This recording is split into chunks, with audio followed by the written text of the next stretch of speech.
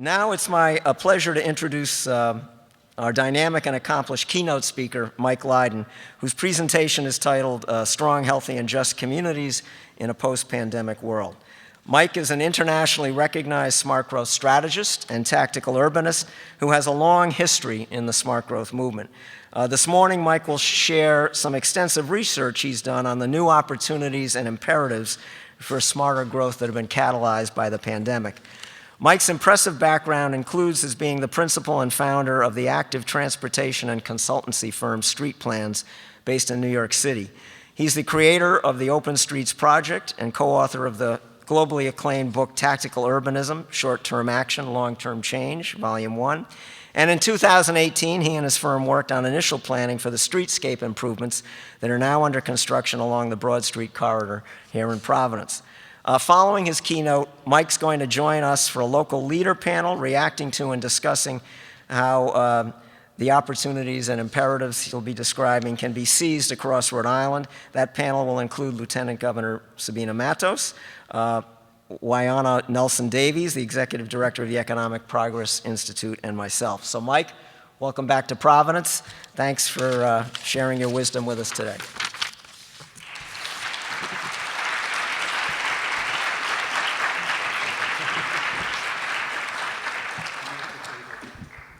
All right, good morning, everybody. It's great to be back in person. Do you want to help me with this? Yeah.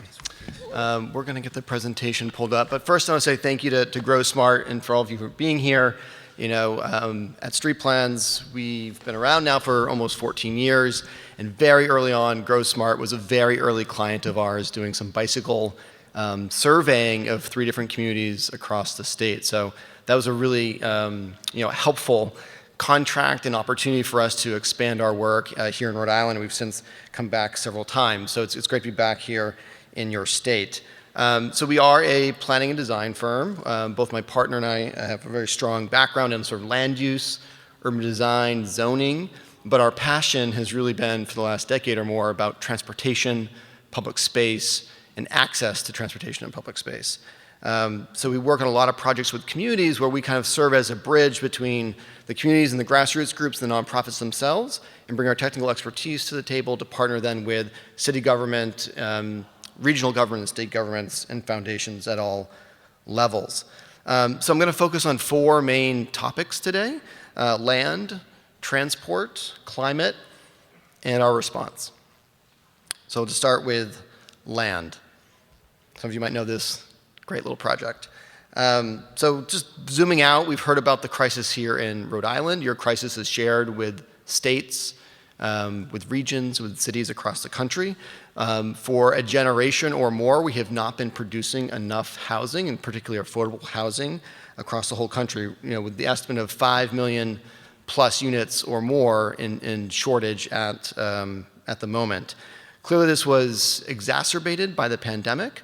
Shortage of labor, shortage of materials, but increasing demand as people shifted around very quickly, or those who could, to change their housing situation, which really kind of dovetailed with this move for short-term rentals, Airbnb, and the profitability of that in the very short term for those who own property, but exacerbates the problem of access to housing for everybody else. You know, in New York City, where we have an acute housing shortage and have for quite some time, recently there were more Airbnb units available than apartments. So clearly there's issues about supply, and at the really core root of all this is our zoning, our land use. How we control local policy and state policy impacts over a generation the point to where we are now, right, with little access to housing for those who need it the most. So yes, Rhode Island is sharing in that challenge with those issues. You know, referencing the report that Scott mentioned, about 40,000 units are needed by 2025. You're likely not going to hit that mark, right, based on the amount of housing that's been built since that report was issued. But you can meet that mark and that need moving forward if you really focus on where there is the most capacity and the ability to build that housing, which I will argue is in our downtowns and surrounding neighborhoods.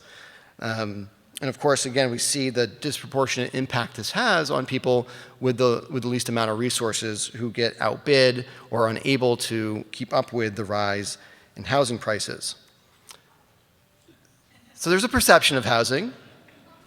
I think a lot of people, for better or for worse, see it as this. I knew I'd get some smiles with this picture today.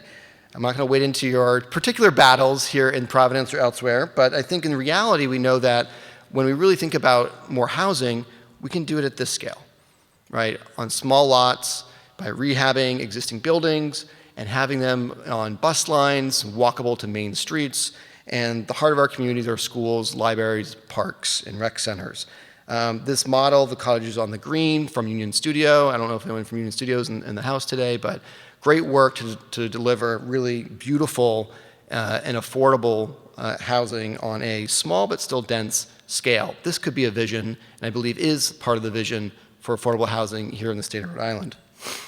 And really what this is called is the missing middle. Probably a lot of you have seen this graphic. It's a great graphic from Opticos. It's a firm based on the West Coast who's done a lot of work to educate and empower communities through land use and zoning to bring back the legality of the very types of housing we built for hundreds of years here in the United States. It's the kind of housing that you find in the downtowns and in your neighborhood centers of attached housing, duplexes, cottage courts like the one from Union Studio, small apartment buildings, those kinds of things that can fit into the context of historic communities here in Rhode Island can add a tremendous amount of density that's almost invisible if we just let it happen. And the benefit of all that is that you are able to now have safer streets, more socialization and use of public spaces, better supporting for retail and services if we just continue to densify even at this moderate change to our existing landscapes. And so I suggest that the place to do this, and the place that Scott mentioned where there's so much capacity and potential, is in our main streets and the neighborhoods that surround those main streets. In Providence, you have several. Perhaps you just have one in your smaller towns and villages. But if you look at the state, I would say you are blessed to have this sort of historic pattern and fabric built long before the automobile was king that is in various states of condition, let's say, in terms of pricing and capacity to bring in new housing and new development. But all of these present phenomenal opportunities for enriching your state, and not just with the people who come, but the economics that come with this style of development. But first, we should talk about accessibility. Right, we always talk about walking. It's the most fundamental form of transportation. We as humans are built to do that. And when we have a short walk to food, to neighbors, to education, to worship, this enriches our community. And this is how we were built for, again, many, many generations. This is Wickford Village, of course. That same 800-foot walk you can't do if you go just a couple miles to the west at Wickford Junction. So not to despair just in particular, but just to say that our accessibility requires that things connect, right? And we need streets that are pleasant and safe on which to walk to be able to make these kinds of environments set up for the kind of development like Main Streets, like TOD, of which I think this is a really early version of, with lots more hopefully to come. So just to dig into these two different environments, right? This here is the village center. It's 60 acres. You've got about 350 mostly on-street parking spaces, roughly 86 residential buildings, 48 businesses, and 3 civic buildings in those 60 acres.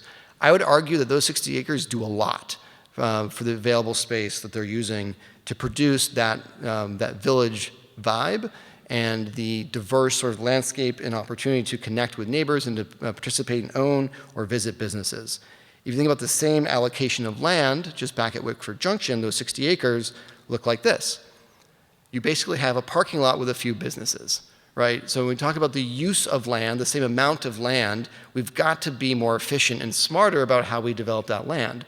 Now, this is not, does not have to be the end state, right? There's a lot of opportunity to think, not just in this location, but all over the state on the edges of our communities, how we redevelop or continue to develop using a more sustainable pattern of land use and design. So zooming in at scale, you can see one on the left feels walkable and enticing in human scale, and the one on the right, you can technically walk, but it's not very pleasant. So in terms of using land efficiently, I love this quote, buy land. They aren't making any more of it, unfortunately, especially with climate change. I wanted to bring up this study that was done here in New England by a great firm and colleague, Joe Minicozy at Urban 3. Now, Joe is tasked with looking at the value from a tax perspective at different communities around the state of New Hampshire. So he looked statewide. And he found exactly where there was the most, what he calls value per acre, which is a really important metric when you think about land, both in our municipalities, but also in a small state like Rhode Island, as being finite. So he looked at this, and he did this analysis where he realized that in a small community of Peterborough, which is about 7,000 people in New Hampshire, that the downtown, a few blocks of walkable historic pattern, takes up 0.1% of the land area, but generates 3.1% of the tax value in the community. So let that sink in. Uses less than 1% of all the land, but generates over 3% of the tax receipts across the whole community. Now, what if they just built a little bit more? What if they built another block, or 2 blocks, or 3 blocks of that same pattern? Think about the economic value that creates from the tax perspective and how you can reinvest that value back into the community. Comparing 3 different styles of development in 3 different locations along the seacoast, he found very similar results. Rochester, a little bit more car-oriented and sprawling, versus Dover, which has a downtown, but not nearly as valuable as that of Portsmouth. If anyone's been to Portsmouth, you know exactly how charming it is, how dense and walkable it is, and as it turns out, that pattern and style of development is an economic powerhouse. So these are the buildings. These are the buildings that we have in Rhode Island, across New England, on our main streets, in our village centers, that are able to produce the most value per acre. So again, if land is finite, we should probably extract and get the most value out of that land and the use of it for the reinvestment into education, to transportation, into parks, into resilience. So how does this apply to Rhode Island? Well, I nerded out for a few hours and I just dug into the tax rolls and looked at the different tax rates in a couple different communities. Okay, one back in North Kingston and Wickford Junction and Wickford Village, and then Woonsocket. So this is what I found. The value per acre, the one that you see at the Petco on 10 Rod Road, looks like a great deal, right? $1.7 million of value per acre with a tax that spins off $31,000 an acre per year using the local tax rate. Now that building on Main Street has retail, but also apartments above, has more value at plus 12 and plus 17%. It gets better.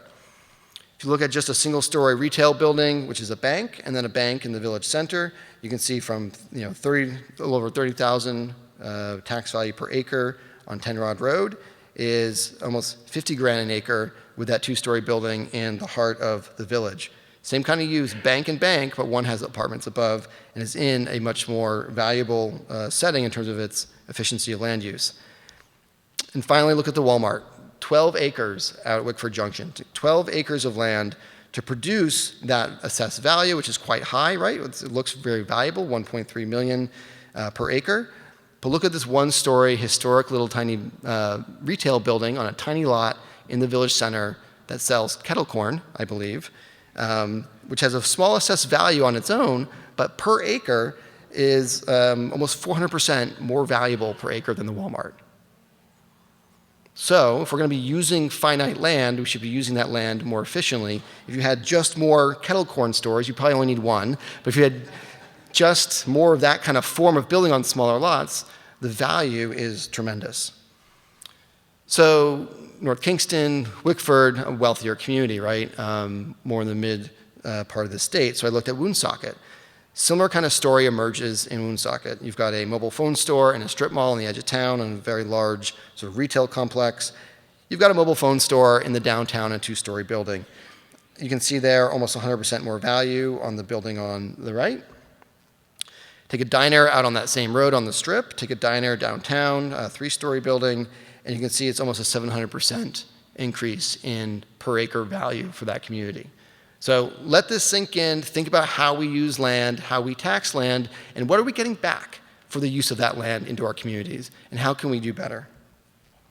So code reform is a big part of that picture. The Congress for New Urbanism, as well as many other organizations, including Grow Smart Rhode Island, have been advocating for better use of land and through zoning reform.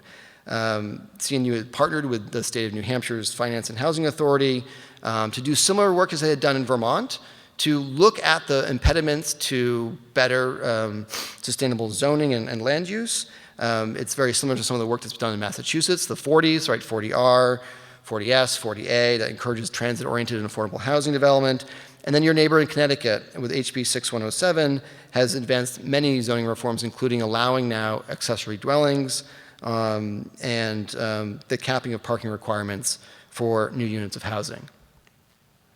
So this is related, right? We can't just talk about housing without talking about transport and vice versa. And we're really still waging a battle across America on this just obsession with mobility, but also our desire to be in place, right? And so I think Rick Cole put it really well when he said, when we build our landscapes around places to go, we lose places to be. Some of you should probably recognize this image. So we have roads and we have streets, right? Roads move people at a high speed that connect people to places. Low accessibility, right? People aren't usually walking. It's not very comfortable to bike, but you can drive and move quickly and connect to destinations through rural roads. And then you've got streets, like in downtown Newport, or really any street in a more urban context, a village context in Rhode Island, that's low speed, but high accessibility, high connectivity, and also very high value per acre, as I've demonstrated. And then you've got something in between, which my colleague Chuck Marone has coined as being the strode, or the futon of transportation options, meaning it's not a comfortable place to sit, nor is it a comfortable place to sleep, right? And he's right. You can technically walk here, you could technically bike here, but you don't want to, right? It's not safe, it's not welcoming, but it has the capacity and the potential over time to become a true street, and that has to be totally in partnership with better land use, and of course redevelopment over time and better street design. The two things have to work together. And because we've built so many environments that look more like this for several or many 60, 70 years, we've had this population that's doubled, but our driving has increased by 7 times. We drive 7 times more miles than we did in 1950. Truly not sustainable. And we see the impact of that, right, every day in our communities, from traffic fatalities, which have spiked, have gotten even worse during the pandemic for the most vulnerable out there, which are people who are walking, right? We've seen people who are distracted by entertainment devices, by phones, by center consoles in their cars, which make it very challenging to pay attention. We've seen just almost 11% increase in fatal crashes just since 2020. And there's many reasons for this, right? Street design is sort of fundamental, but if you think about the way our vehicles are trending, larger, heavier, more horsepower, when these collisions are happening, they're more deadly.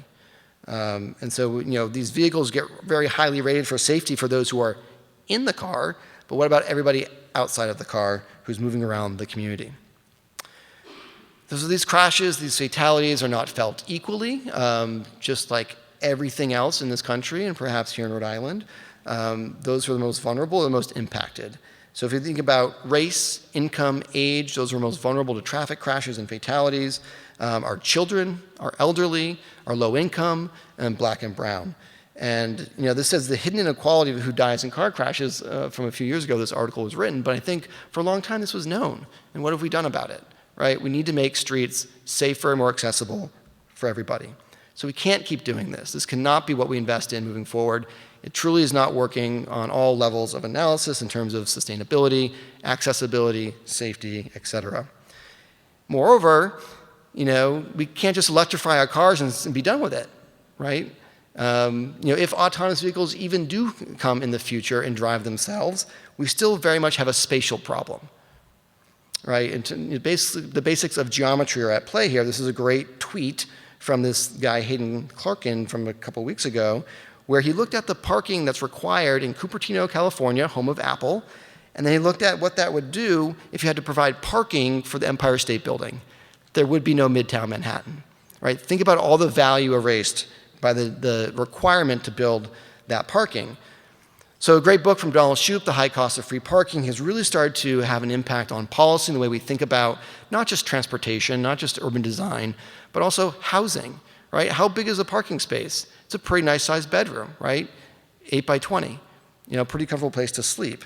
And so we've been building and building and building and building parking at the detriment to the productivity, the accessibility, and the affordability of our communities. This happens to be Denver before car was king. This is Denver after car was king.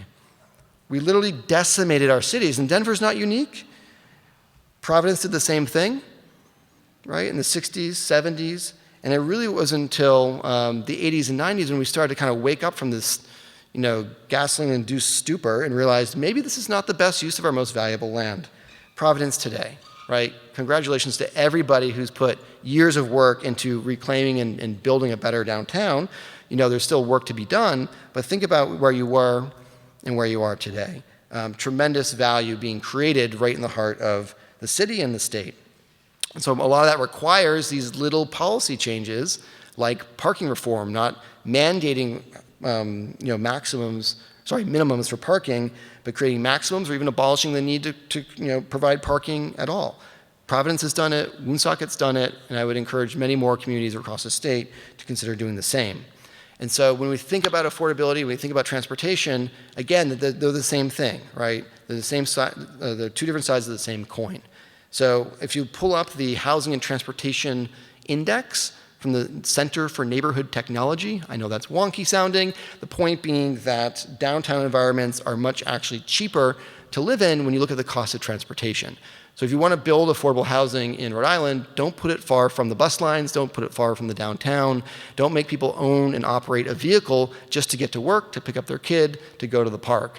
That's burdening families with a huge expense that's very hard to afford. Even middle and upper middle class folks spending so much of their income on transportation. So you're just comparing downtown Woonsocket with Slatersville, right just to the west, you can see the combined housing and transportation cost if you live in downtown Woonsocket is about 31%, or about a third of the sort of median salary for the region, whereas in Slatersville, it's more than double that. So when you think about the future of transportation, you have to think about the future of housing. This recent plan that was developed and adopted in 2020 at the statewide level is a great blueprint for the future for both transportation and housing. And what's been interesting about transportation is obviously all of this has an impact on climate, right? This really large crisis that's here today as a result of all of our actions over generations is really coming out to be much more clear on where we can have the biggest impact. And as it turns out, transportation is now key to that in terms of the sector of the economy that releases the most emissions. So all of our local actions, getting rid of parking minimums, changing our zoning codes, creating walkable and safe streets, and vibrant public spaces, those are all things we do at a local level. Sure, we might have some regional, state, or even federal funding, but the impact is local, but all these decisions over time has global outcomes. Here's a picture from NASA from 2 years ago, where you can see all the different environmental catastrophes happening at once across the globe. And this really kind of hit home for me this past fall when I was traveling out to Missoula, Montana to do a similar talk for the first time since the pandemic started. And the smoke from the wildfires had just abated once I arrived there. Now think about Montana, this amazing state full of natural resources where you have to be outside to enjoy and take advantage of the economic options they provide people and the enjoyment of why you would live in such a rural, beautiful place was made impossible. At the same time as you couldn't go inside and not risk spreading the virus. So climate change is clearly a challenge for Rhode Island, a heavily coastal state. You are getting more wet and you are getting hotter every single year. You can see some of the key stats that come out of the resilience plan, a great document at the state level that kind of creates a blueprint. So what can be expected is a future that I don't think any of us want on the coast, inland, or anywhere across the state of Rhode Island, given that if no action is taken, we follow on our current path, you will see 9 feet of sea level rise by 2100. That's now starting to become, our grandkids, right, and grandkids' kids dealing with that. That's not some distant future. That will be the reality of those who are our next generation. And this was an image in a study done, it's quite shocking, but several years ago, that looked at a full glacier melt for the impact on sea level rise here in Rhode Island and, of course, coastal Massachusetts. It's not pretty. So what are we going to do about this, right? This is, pretty doom and gloom, but we have, I see Francisco. Hey there. We have options, right? We have things we can do now that put us on a path, in the mid to long term to create a brighter and more accessible, safe, and resilient future. And so we have to decarbonize and humanize our communities. This is a recent project we worked on Broadway. We did a public realm study in the middle of Manhattan, and we came up with a vision that was much more transit and pedestrian oriented and would just allow some access by motor vehicles today, tomorrow, and the day after, right? So politically, this stuff is not easy. Streets are political, right? Our spaces are political. And so to move beyond, the vocal minority who fear change, we have to address how we think about developing and delivering projects. And in America, we've been overly focused for so long on the big silver bullet, large-scale infrastructure projects, which are critical to our future if we can direct the resources correctly, but have a past and a history of racist policy, of ripping communities apart, and exacerbating the problems and creating the problems that we're dealing with at scale today. And so the response to this, starting in the 60s and the 70s with activism in local communities not wanting their neighborhoods torn down, was to create process after process after process. Now, I am one who entirely believes in the value and the power of local participation and the public process, but when it becomes so cumbersome and so ineffective, we start to lose sight of the real outcomes that we're going for. And so some of you might recognize this quote from a recent New York Times op-ed from Ezra Klein, when he wrote about this challenge of building in America, building anything, 2 affordable housing units, 1 mile of bike lane, 5 miles of light rail. It's become so challenging because of the processes we've burdened the process with. So this is a real tension that we have to address and deal with moving forward. But you have a blueprint for a lot of these things at the state level, and that's fantastic. A lot of these are actually very recent documents.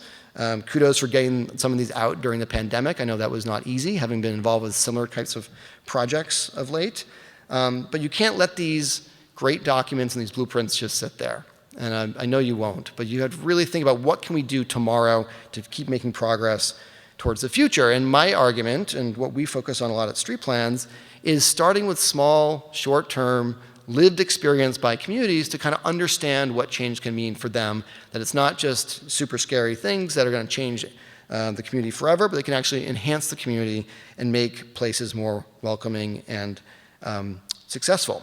So this is just an example from Miami, from my early days working there. We were able to get a car-free day up and running on a monthly basis, which on that same street 10 years later is now under reconstruction to become a pedestrian priority street.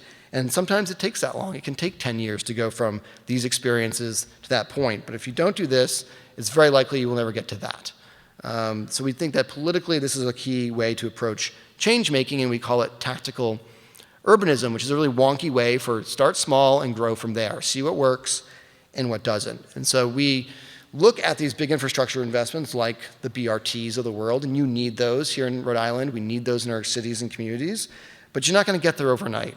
But how can you inform those kinds of projects and investments and make sure that they are more valuable and more impactful and designed as well as they can be in the coming years when that federal funding, that state money is spent?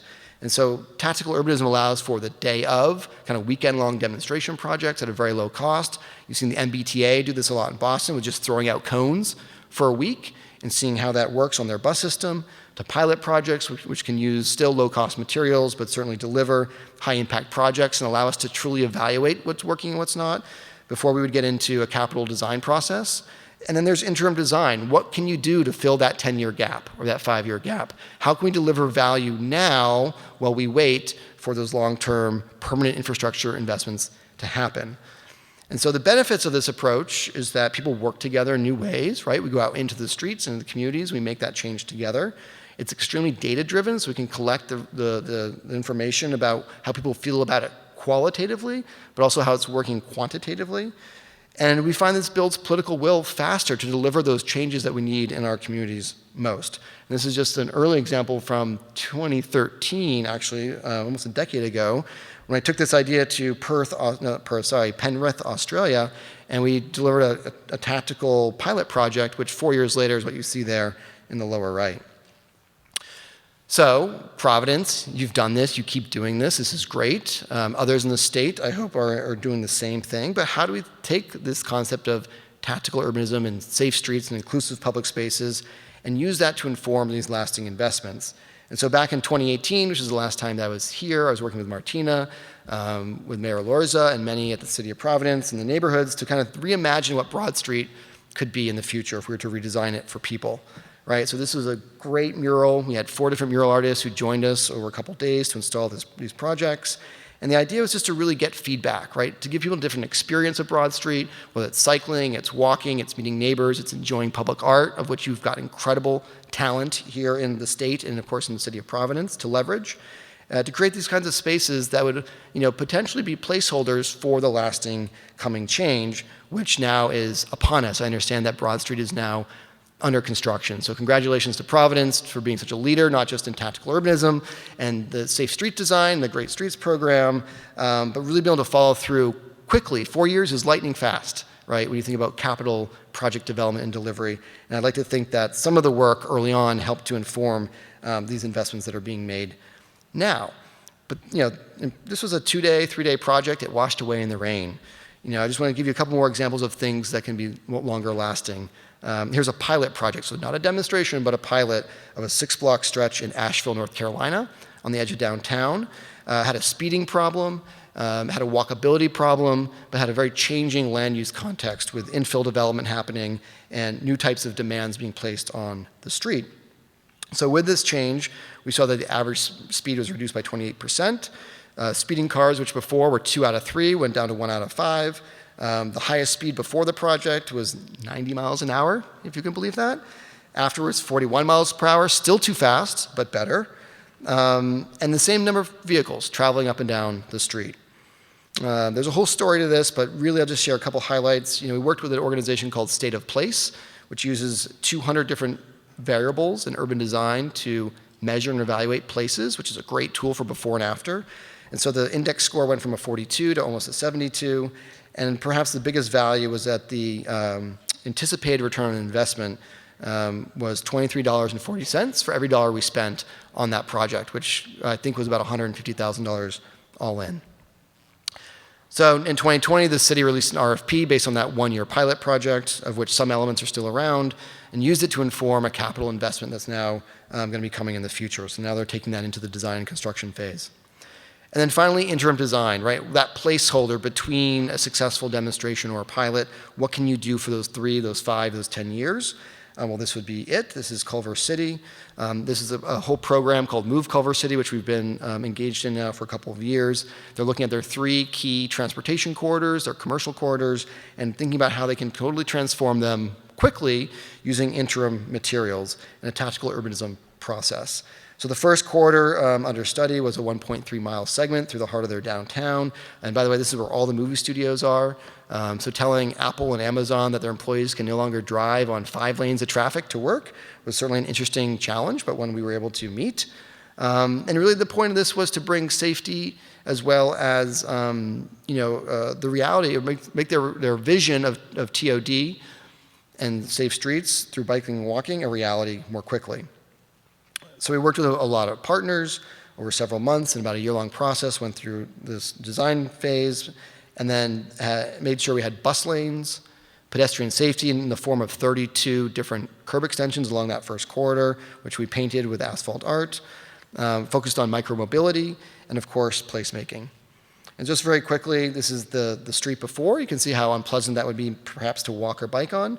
No infrastructure for cycling, no infrastructure for buses, and a lot of vehicles moving quickly next to the curb.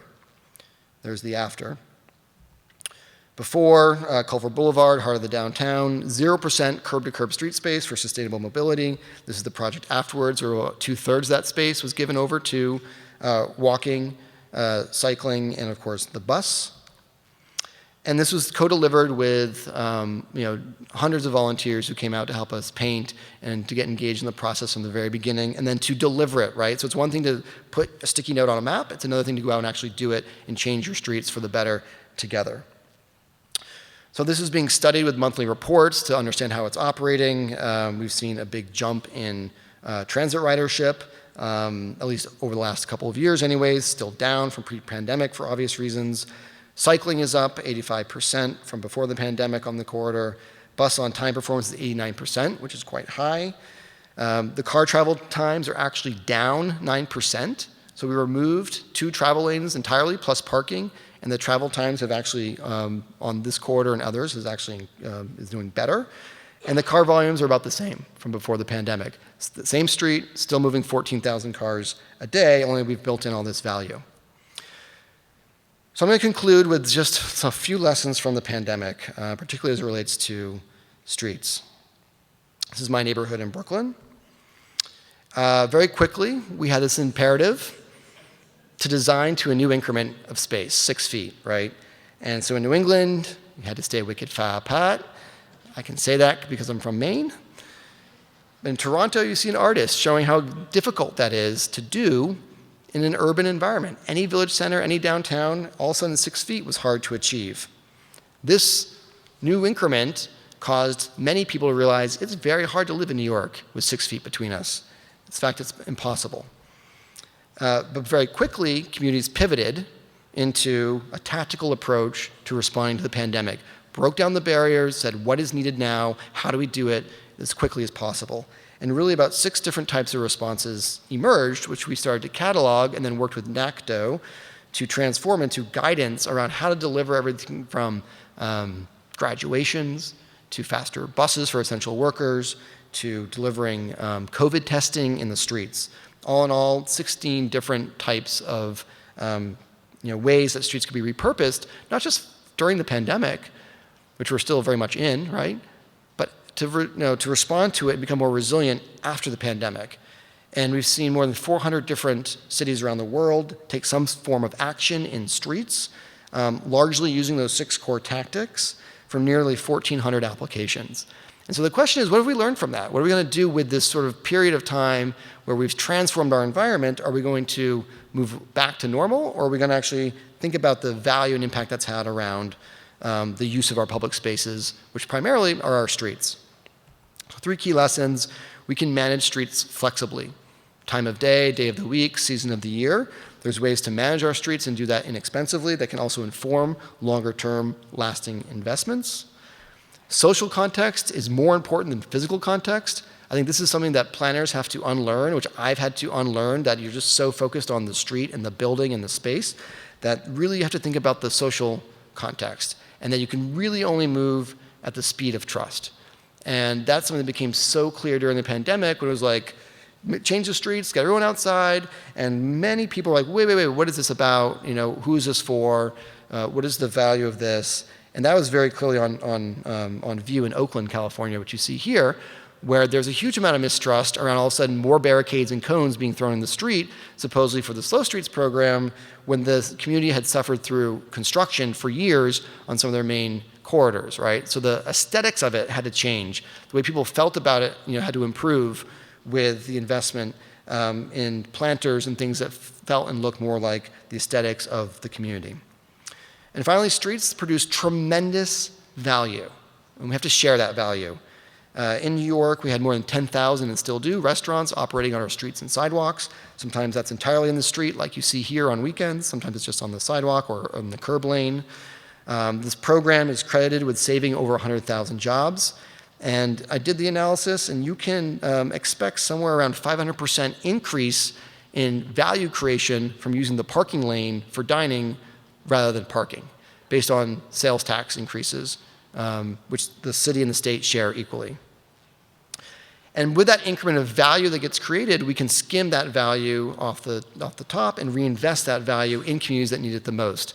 And this is an example from San Diego where they're taking that value creation and they're investing it in streetscapes in communities that don't have business improvement districts, don't have staff or resources to create the kinds of environments, long term as easily as the wealthier communities in San Diego, which I think is a wonderful example of how you would leverage a pandemic era program for equity.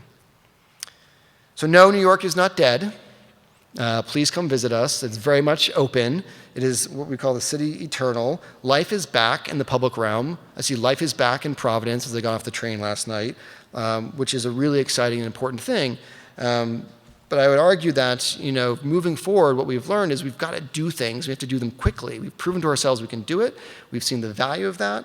But what are we going to do with that moving forward is the big question. So thank you. Thanks for having me. And I look forward to the panel discussion.